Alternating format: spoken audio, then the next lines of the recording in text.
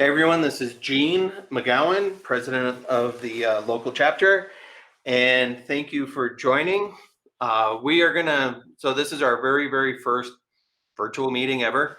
We're working through, we've had as many dry practices and dress rehearsals as we can, so we think we've got it nailed down, but if we don't and something goes wrong, please be patient. We're working hard on trying to be able to make this be a regular practice for the chapter. We got a lot of folks interested in presenting and trying our best to make this a viable option for everybody. On this right now, we've got James, we've got Chris, Scott, and myself. We're all working on trying to get this put together. Big thanks and a lot of appreciation to Chris. He has put in tireless hours, numerous hours, and a lot of tireless work on trying to put these different pieces together. So if you get an opportunity, please send Chris a note and tell him thanks for all the effort on this. We do want to hold more of these virtual meetings, and we do need feedback about how well this works and any suggestions on things that we can do to make it better as well. The last part about the virtual meetings and everything on this is a pretty time-intensive process. We're doing our best to document the steps along the way, but we need some volunteers to help facilitate some of the upcoming meetings to free us up a little bit so that it's not all upon this core group of individuals. We'd like to give Chris a break, let him see his family. We know that the kids are on the other side of the door right now, just waiting to come in and play with some Legos right there in his lap. So if you would like to learn a little bit about, or you already have some skills on broadcasting and streaming live, we would love to have some volunteers to help do this. The more volunteers we have, the more meetings, virtual meetings that we can do, and that makes a big difference. So that's the big announcement so far. One last thing, if you are watching this right now on YouTube, please subscribe to this channel. If you subscribe to this channel, we can have a custom URL for this. Once we reach, Chris, I believe it's 100 subscriptions, we can get a custom name associated with this channel and make it easier for this. We do intend to record these and make them available also after our meeting times. Everybody knows RMISC is canceled for the year, so it's it is a sign of the time right now for what's going on with COVID-19 and coronavirus. We are reaching out to all of the speakers and sponsors and trying to get things lined up for more virtual sessions like this. If you have additional suggestions or thoughts to take in how we can build this out as a additional opportunities and virtual community, that would be great. We're happy to tackle that. Please reach out to Scott or Chris or myself, and we will do our best to facilitate that.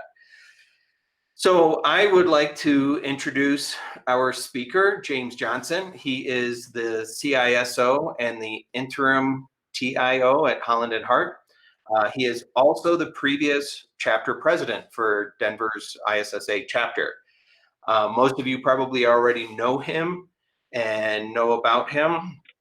Let's see, he's worked at Denver International Airport, DOE and DOD facilities, and multiple Fortune 500 engineering and construction companies. Means that all that to say, he's earned every last little piece of that gray hair that you see around his temples. He's got a lot of experience under his belt.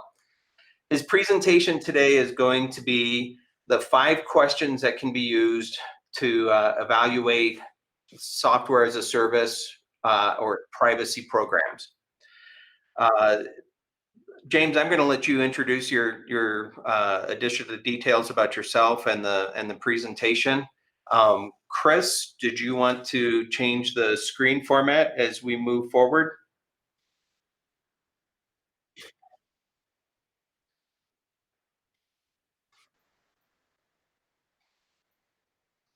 Thanks, everyone.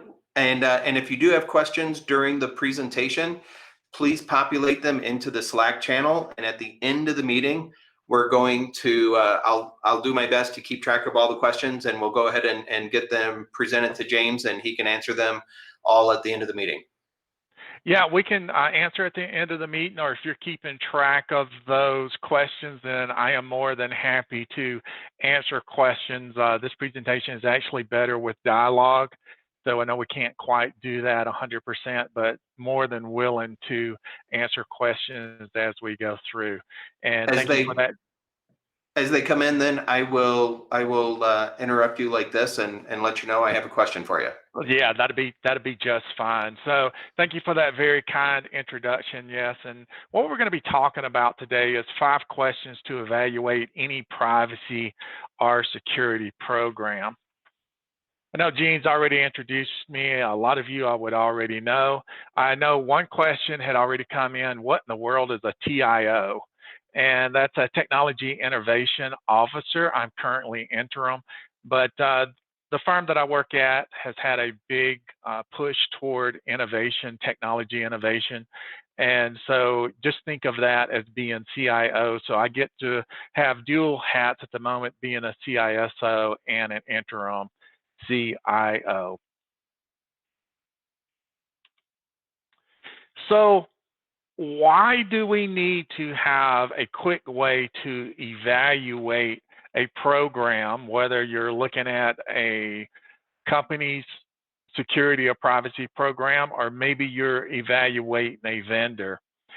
And what I've learned in my practice as a CISO, and also at traveling around the country being a consultant for a while, is that you want to be able to do an assessment, but the standards that we have are very comprehensive, and it takes a lot of time to do that. And I know in my current role, if I spent all the time it would take to evaluate against one of these standards, I wouldn't get the rest of my job done. So for instance, I've put the security and the privacy standards are just a few up here. And in security, you know, HIPAA's got over 56 controls. NIST 853's got over 300 controls. So yes.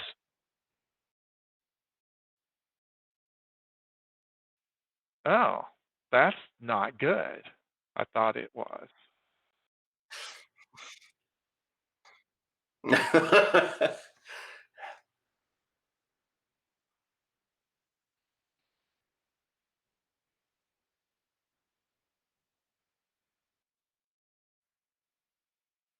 Well, it's having trouble sharing. Let me try again.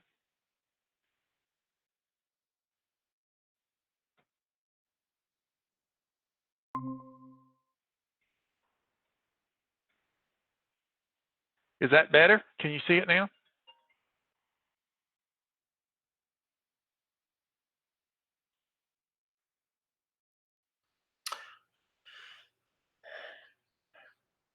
Can you hear me now? Can hear you. I think you are presenting your Google Meet screen, James. You may need to switch that I'll change to it, your presentation.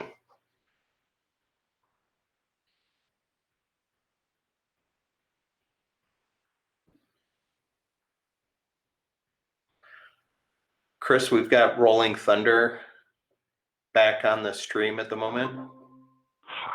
James is presenting again. Okay, I see James's presentation in the Google Meet. I do not see it on the YouTube stream just yet. It's going to be a little bit of a delay, so I'll just hold on for a second.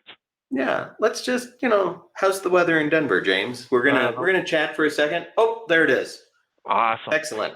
So I'm just going to start over a little bit. So what we're really focused on is a quick way to do an evaluation, whether you're doing an evaluation of a company or whether, I know in my case now, I'm having to evaluate a lot of vendors and a lot of SaaS products. So in coming up with these 5 questions, I was really looking for a quick way if someone wanted me to look at a particular solution, do a quick review. If it appears it probably good, then do a more in-depth view. If it's not good, then not waste my time because I've got so many other things to do.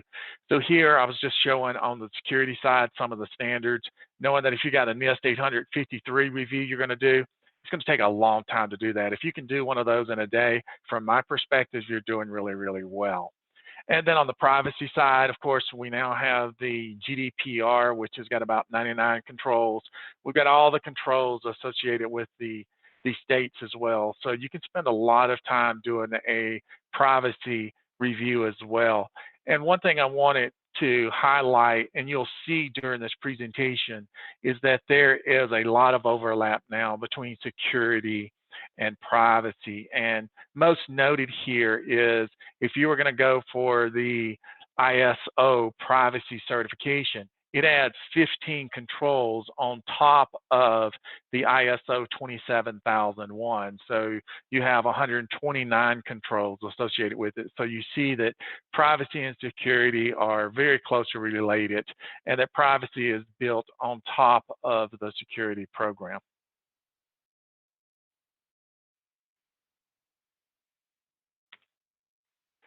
One thing I like to do up front, and this really came into play when I was doing consulting, but I also like to approach it in anything that I'm going to be evaluating, is what is the story?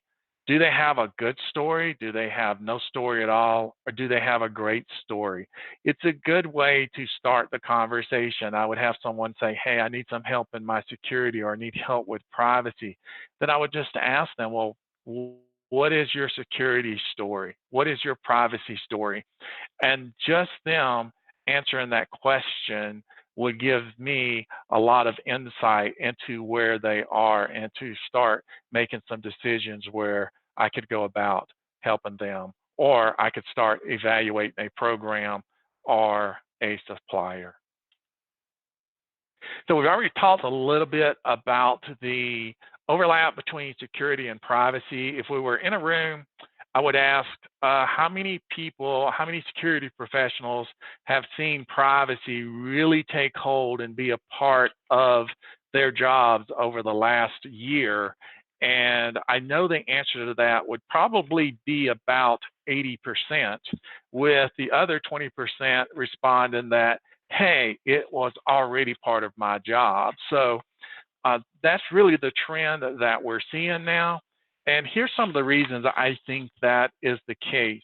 And I look at what's in this large triangle here. For instance, incident response. If I'm creating an incident response program for security, and then I write one for privacy, there's going to be a lot of overlap to that. The same thing for breach notification. Yes, there's laws associated with breach notification, and you got to note for what states you're going to be in and those types of things. And you're going to have to note that in your program. But again, you're going to see a lot of overlap between security and privacy. Of course, we've already talked about some of the security and privacy controls overlapping in a previous slide. The business continuity plan. Again, I couldn't envision at this point having one for security and one for privacy. They're all built within our business continuity plan. And then where it really hits home with me is implementing a privacy program. I quickly see that data inventory and having all data classified, and I could only dream about that as well. So really very welcomed from me as a security professional. So I wanted to show this slide, the CIA triad. And if you're a security professional, you've been doing this a long time, you're saying, hey, this is one of the first things that a lot of us were taught. And I agree with that. But I wanted to show it just simply because there are some people that are going to be on that haven't been in the security world that long. But there's another reason I wanted to show it as well. So we're talking about confidentiality, availability, integrity. And when the General Data Protection Regulation came out of the EU, one of the things that I really noted was in my security program, I now have to report an incident involving my systems not being available. And so when I go through and read the GDPR or just about any of these privacy regulations, they're talking about the confidentiality of the information, they're talking about the integrity of the information, and they're talking about the availability of the information, which goes right back to some of my initial training in the security world. So very quickly, I started seeing that alignment between privacy and security. And James, we've got a question coming Yeah, in also. sure. One of the questions is, does Holland and Hart have both a privacy officer and a security officer, obviously yourself, or does the CISO role at Holland and Hart handle both because of growing overlap? So we at Holland and Hart started out a little over 2 years ago with a chief information security officer, that being myself. But what we have determined is, just because, okay, we are a legal firm and we deal with a lot of different types of information. You can just imagine a very diverse set of clients. And so we have so many standards that we need to meet. And it really is, from our perspective, too much for one person. So in 2019, we hired a data protection officer, and we're making a lot quicker inroad into having the program that we envision that we're going to have. So, and that's really going to vary based upon the size of the organization, what type of organization that you are. And I actually have a slide a little later in the presentation. We're going to talk about, what's the size of the organization, or what's some of the drivers for having a chief information security officer and having a data protection officer or chief data protection officer. But that is an awesome question. But in the end, I really think it comes down to workload, and can you do both of those at the same time? And luckily for me, or my proposal for having a data protection officer was accepted, and so that's the path that we're currently headed. Are there any other questions, Gene? No other questions right now. Okay. So I want to talk a little bit about the privacy side as far as the definition here. And my thought of privacy is expanded over and beyond what we're seeing in the privacy regulations and laws. Of course, you got to notify someone if you're collecting their personal information and how you're going to use it. How are you going to ensure the data integrity or quality? How do you control access to that personal information that you're collecting? But there's also other information that I hold confidential, that we need to hold confidential, that isn't defined as PII. So when I'm thinking about privacy requirements, I'm also highly thinking about the confidentiality of some of that information that isn't necessarily PII. And what's interesting in Holland and Hart is a lot of the PII we get is protected by client attorney privilege. And so we have to work with the actual owner or the person that supplied that data with us to determine how we're actually going to manage it and how that would be made available to anyone that requested it. And then when I think of data, I always like to think about the data life cycle. And I threw that up on the screen, and I like to remind myself, it's never a point in time that I have to protect the data. I have to protect that data from when I receive it all the way until I destroy it. And then I always have to remember that, I may have data breach litigation that I got to be prepared for, but I've got to think about this whole data life cycle. You just can't take a snapshot and say, oh, I'm good to go. You have to think about the complete program and managing that data for its life. And then also remembering that data does have value, but data can also be a source of detriment to you as well. So really only keep that data as long as you need it or you are required to keep it. So I've set up so we can talk about these 5 questions. I do work for a legal firm. I'm not an attorney, but I do need to do a disclaimer here. And the reason I need to do a disclaimer is I don't want anyone to leave this presentation and say, you know what, that James Johnson, he gave me 5 questions and I no longer need to do a NIST 853 assessment. I don't need to assess myself against HIPAA or whatever requirement it is that I need to assess myself. And this, what's being presented is not meant to replace your detailed reviews. It's simply, if you're got multiple choices here of, let's say, vendors, you can ask these questions, look at it very quickly, and narrow down the scope of who you're actually going to do a more in-depth review on. It's just simply, there's not enough time to review everything in depth.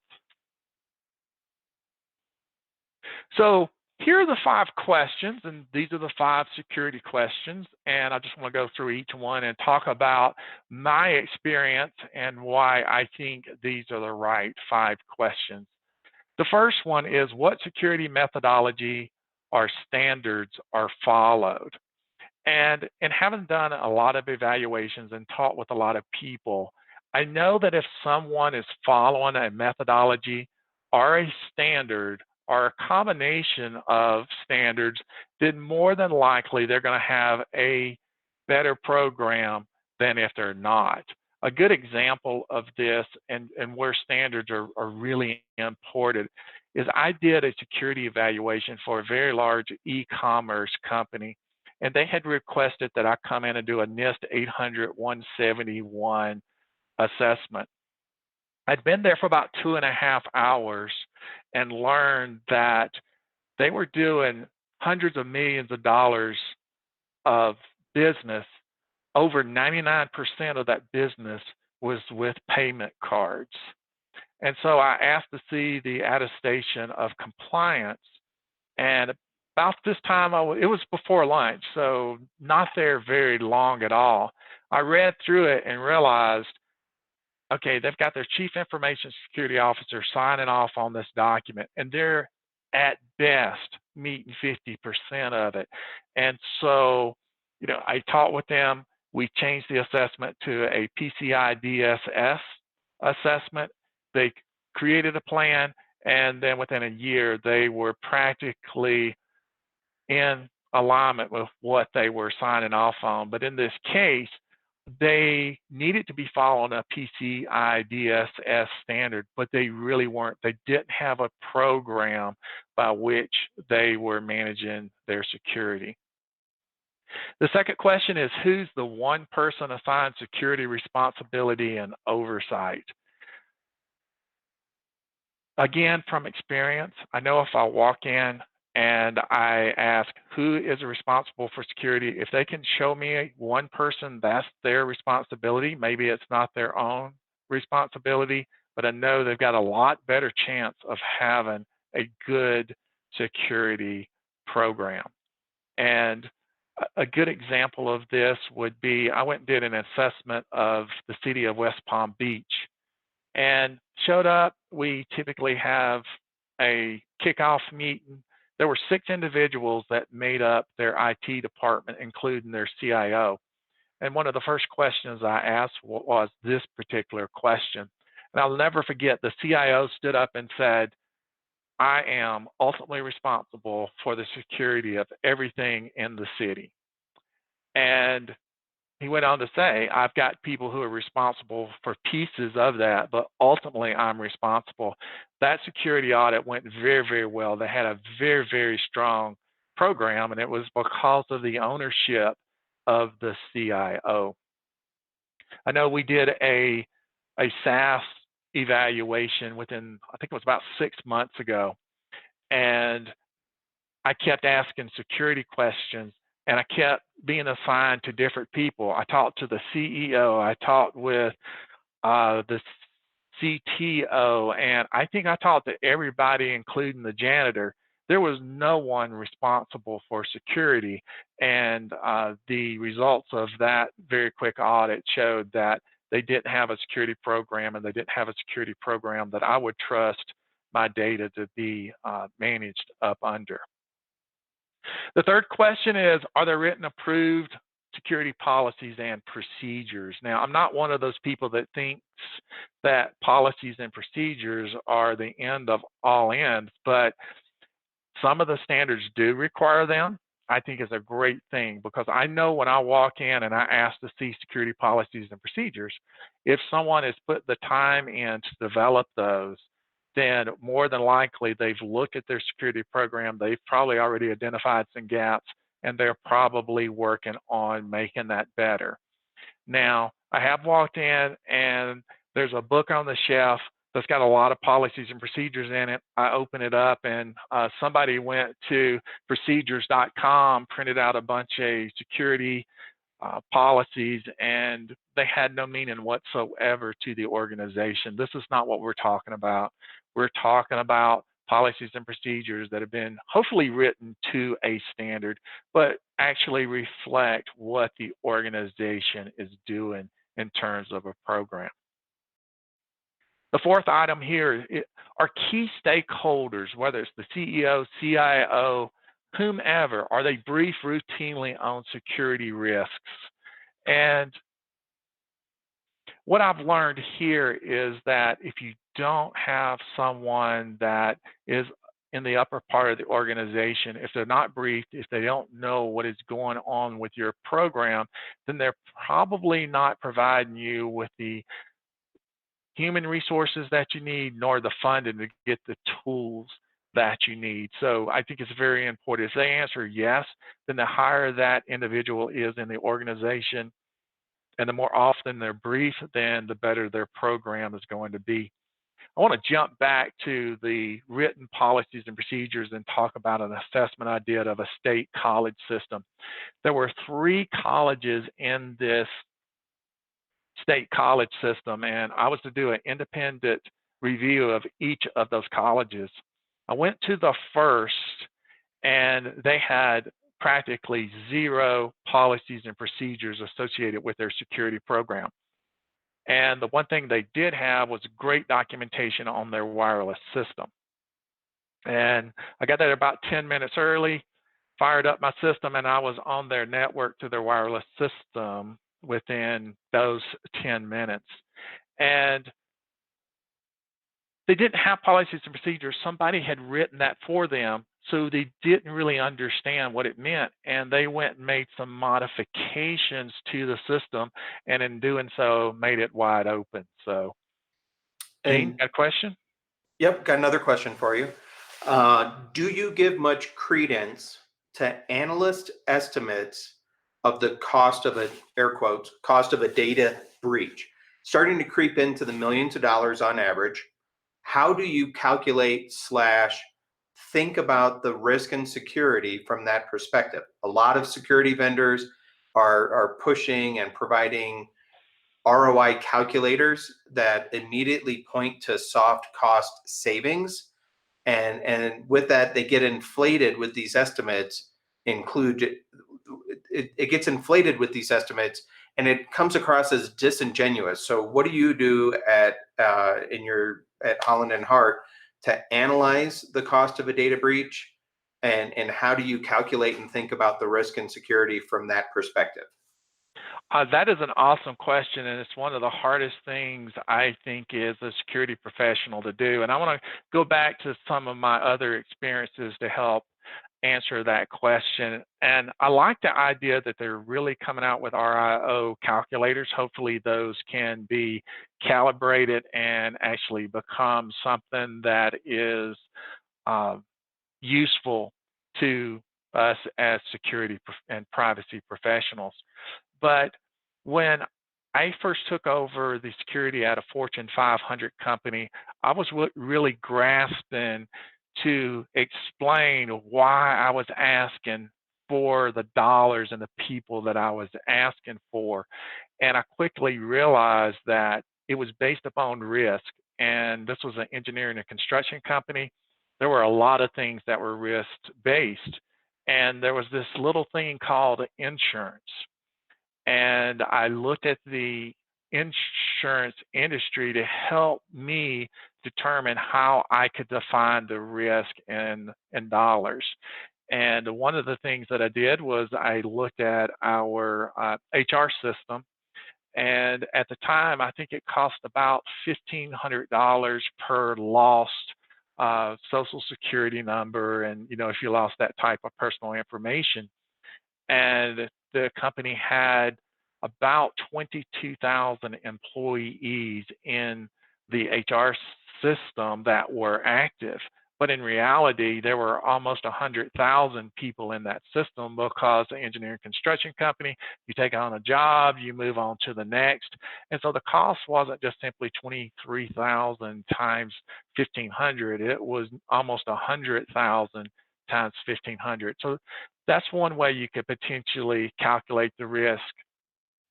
I know at Holland and Hart, when we look at it, we don't go and do a particular dollar calculation. To us, the goodwill that we would lose if we did have a major security breach, to us would be more than what it would potentially cost to physically recover and establish that way. So we're really looking at the goodwill, and then it becomes really, really hard to establish, well, what is the goodwill cost associated with that? And I hope that answers your question.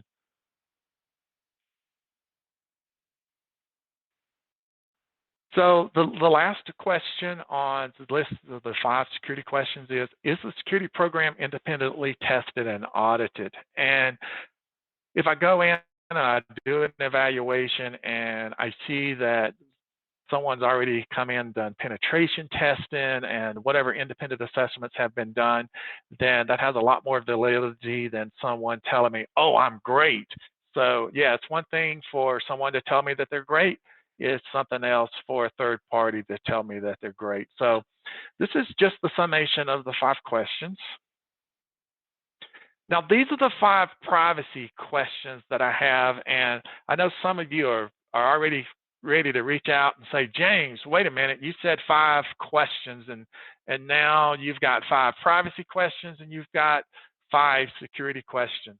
Well, they really are the same questions from my standpoint. The only thing that I've done is taken out the word security and put privacy in there. It's really the same questions. If you've got methodology and standards that you're following for privacy, you're going to more than likely have a better privacy program. If you got one person responsible for privacy, more than likely, again, right, written and approved procedures. Do you have key stakeholders that are involved in the privacy program, and is it independently tested and audited? Now, this is one of the questions that came up earlier in the presentation, and what's the right, or it's associated, what is the right level of person to be assigned privacy and security? And it's a hard question to answer because there's so many variables here. What is the size of the organization?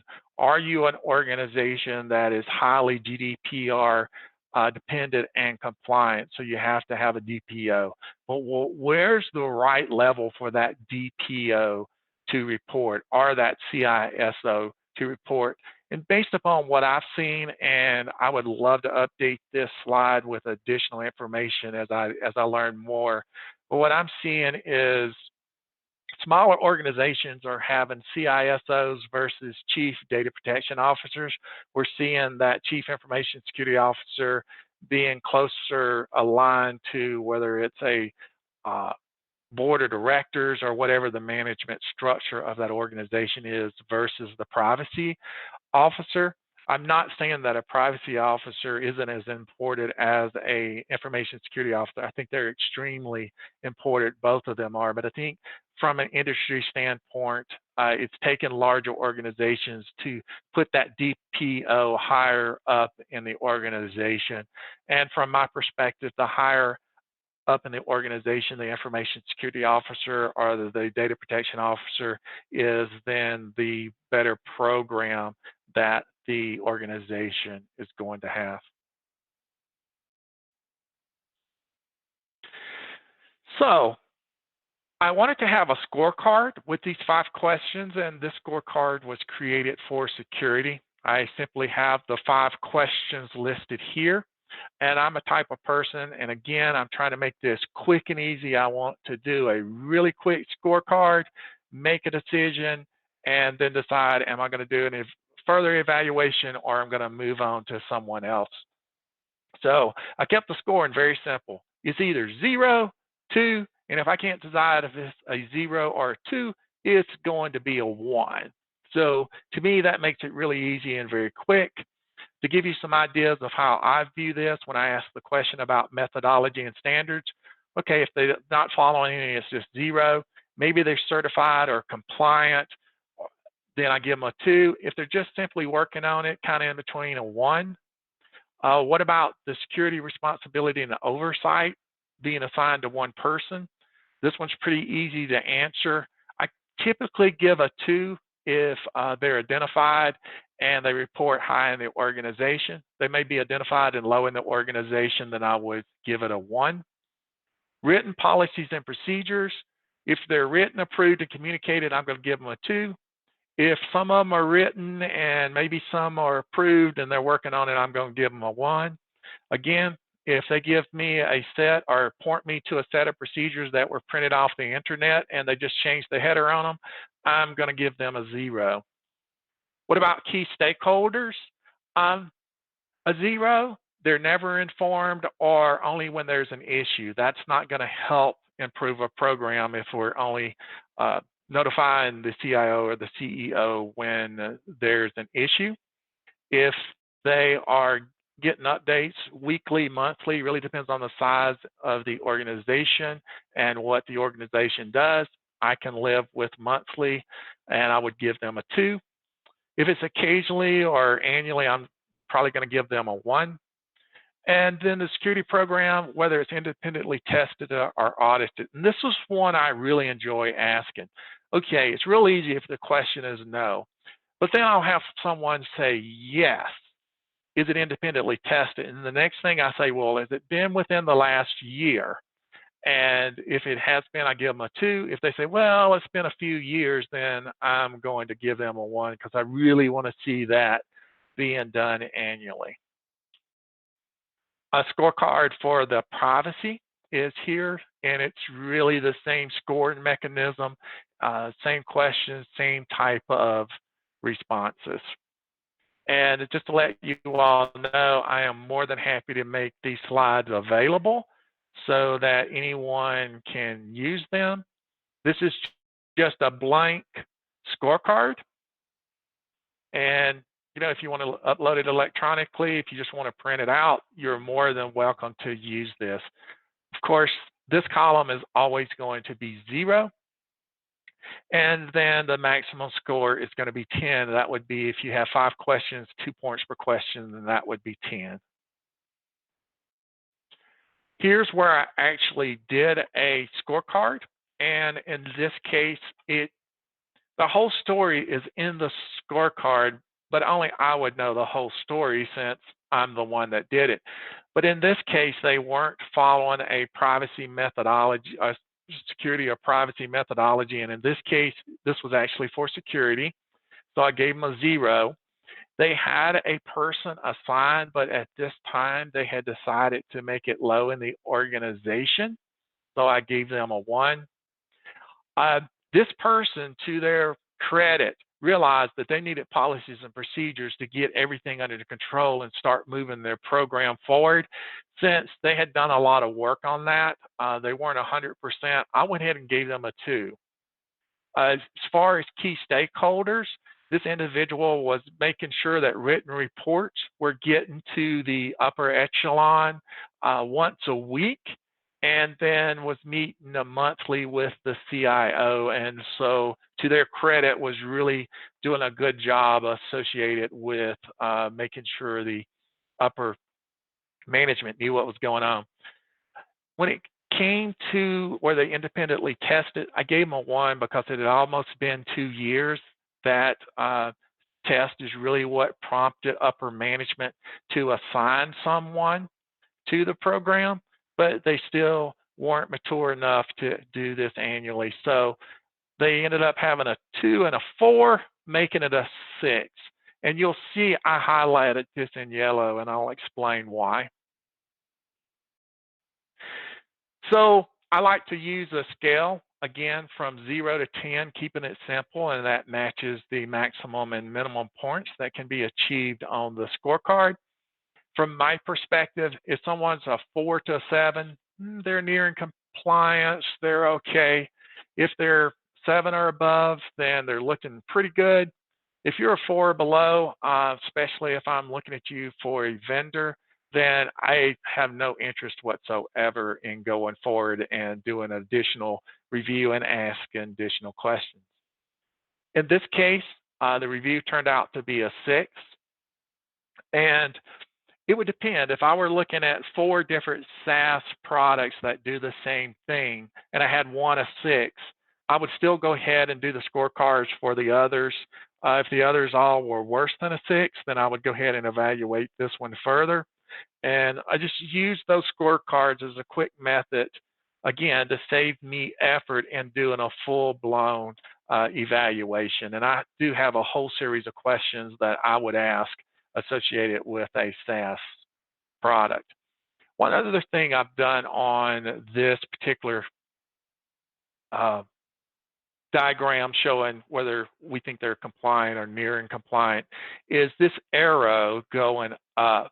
And the reason I include that is I always want to remind myself that if I'm an 8 today and I'm not actively working plans to improve myself, then I'm going to slide down this hill. So I'm always looking to see that there's active programs in place to improve the overall security or privacy program. And, I started out by asking, hey, is there a good story, a great story, or no story? And that, a lot of times, is the right way to start the conversation. And then I'm actually able to correlate that to my scale from 0 to 10. And this is the way that I do that. So I wanted to give a little bit of a helpful hint associated with software as a service or SaaS products. And this is a little thing that I've learned in evaluating so many, in that I now will turn to the terms and conditions and look very quickly at the wording in those terms and conditions. This case, this is actual cut and paste from y.com.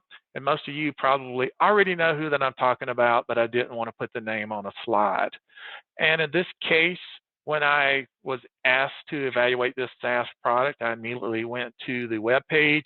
It talked about being ISO 27001 compliant and all of these accolades and awards and all of this good stuff. And I said, wow, this is impressive. It looks like we've done a lot of work here. I then flipped over to the terms and conditions, and I found this little bit of wording right here. Y.com shall not be held liable for any damage caused as a result of your use of the service. So I've got a company that wants me to entrust my information to them, but they don't want to be a partner with me if something bad happens. So at this point, I'm done with this evaluation. I just moved on to the next product. So just wanted to show this as a quick way. And when you start looking at terms and conditions, they can be very, very daunting because they can be very, very long, but you can quickly pick up the sections that would have some type of statement such as this. And, if the terms and conditions look reasonable, I'm more than willing to go through the process of evaluating further. But if I find some kind of statement like this, I'm done. I know that there's no way we would ever seriously consider them as one of our vendors.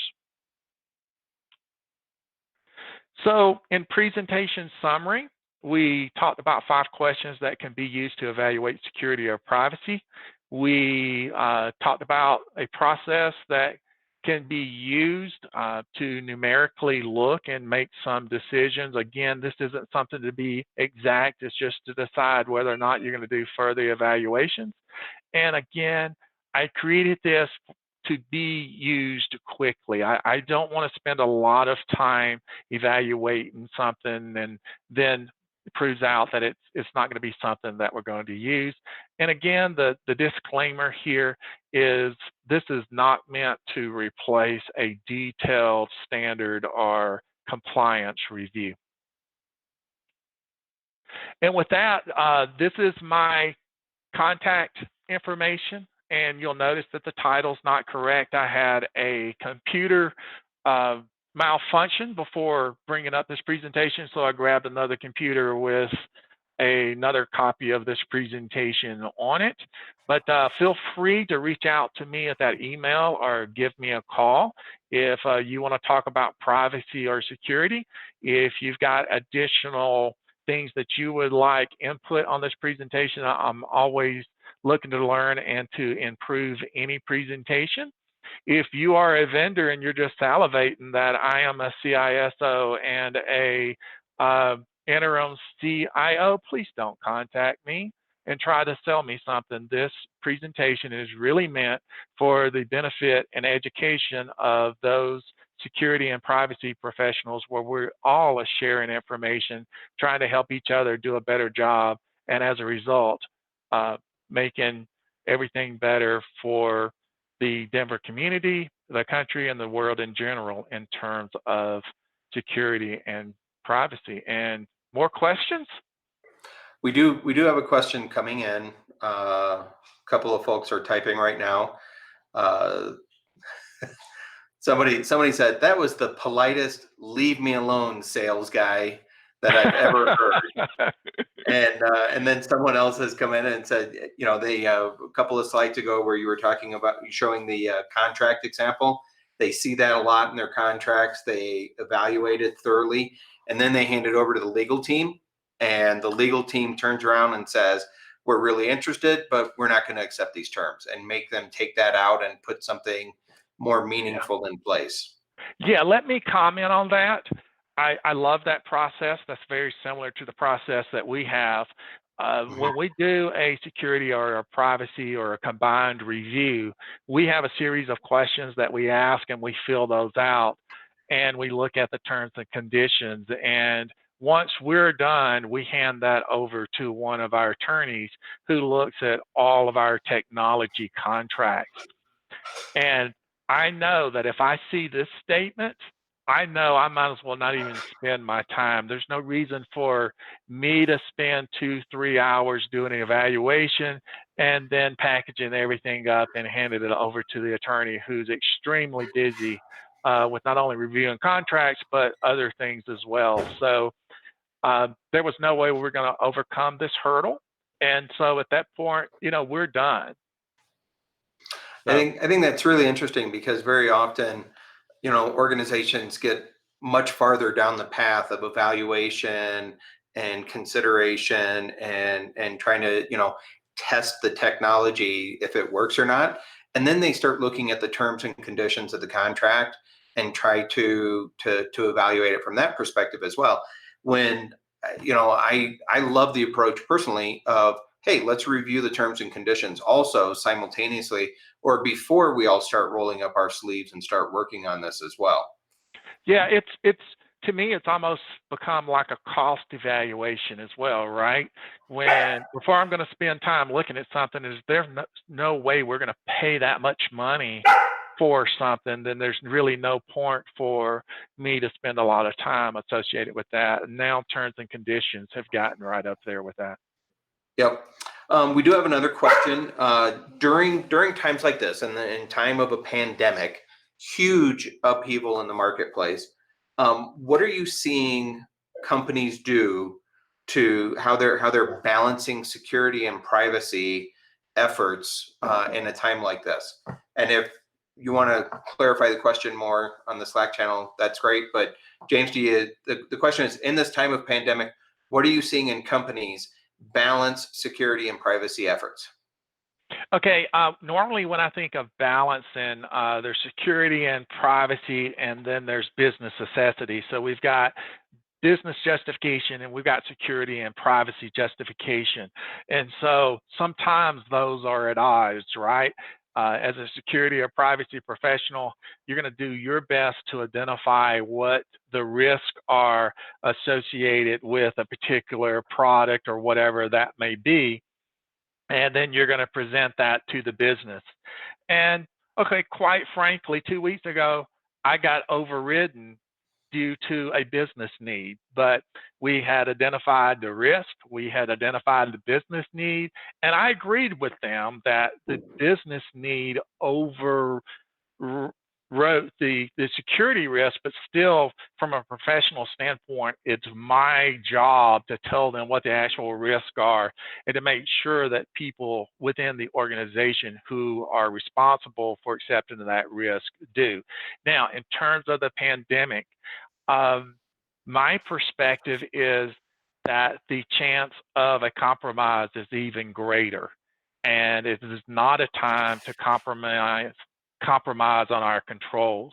I mean, we've seen this huge disbursement of individuals working from their home coming back to the network. So what about the security of those wireless networks? How secure do people really keep their home network? So that is a concern that I have. Yes, there's some tools, there's some things that you can do to help mitigate that risk, but I'll guarantee you that the risk level of network penetration is higher now than it was before we had so many people working on a distributed manner. So yes, there's a business need. Either we're going to shut down or people are going to work from home. There's some increased risk, and we're simply going to accept that risk.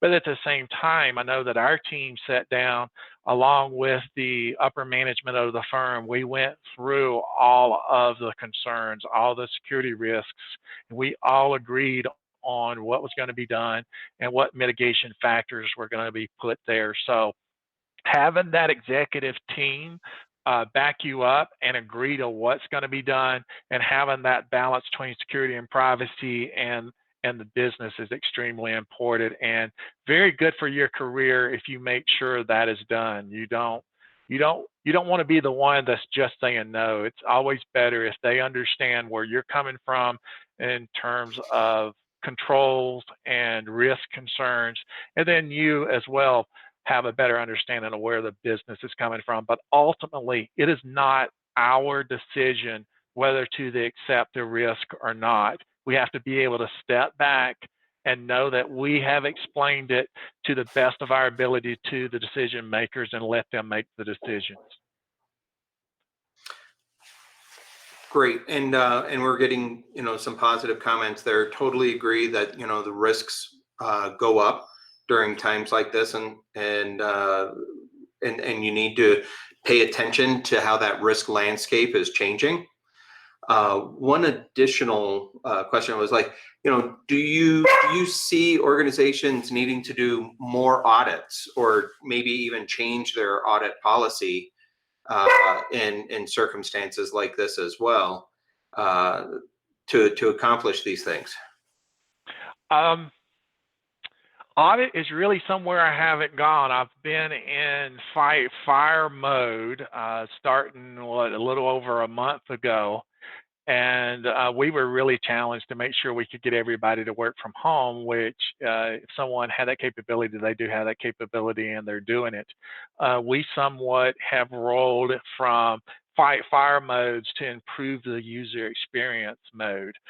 Yes, I've got you working from home, but are you as productive as you can be? And are my systems operating as well as they could?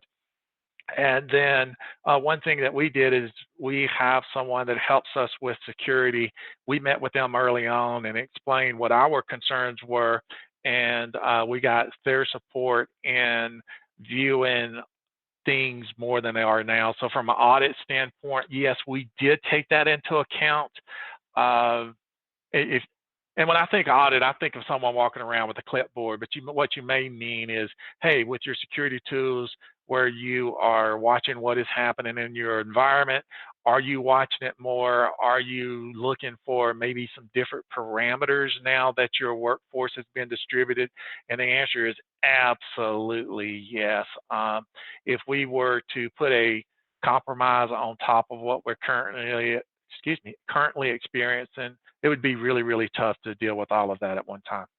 Very good question and very good point that you made.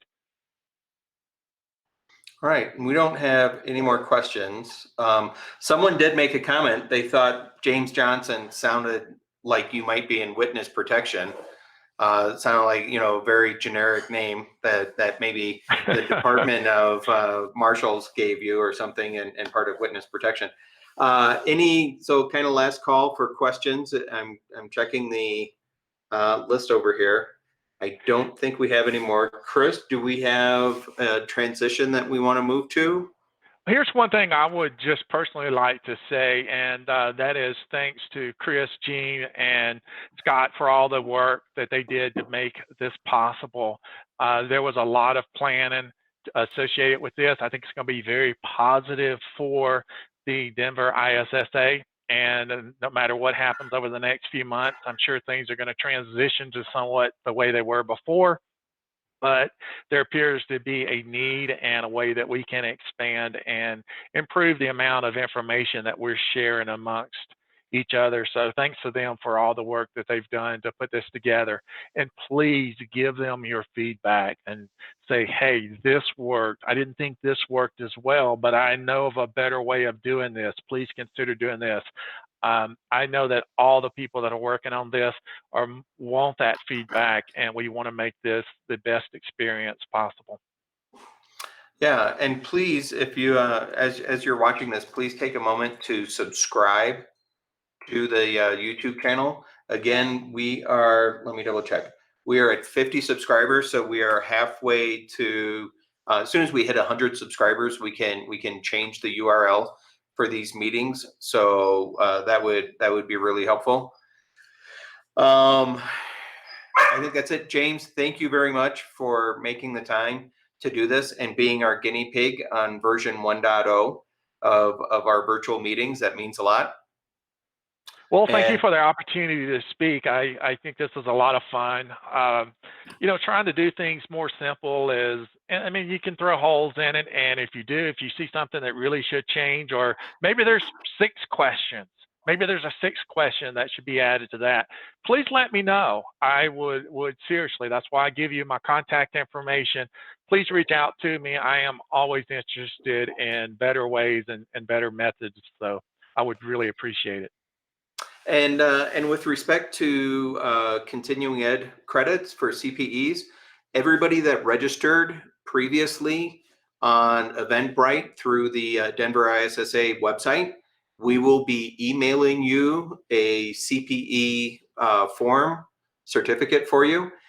If you have attended straight through YouTube and you would like a CPE credit, please send an email to me or Scott or Chris, or contact us on the Colorado Equal Security Slack channels and let us know, and we will email you a credit as well. It's a little bit on the honor system here, but happy to provide that CPE for anybody that asks. You can email me at president@denverissa.org. And I think that's it. Chris, Scott, anything from the two of you before we wrap this up?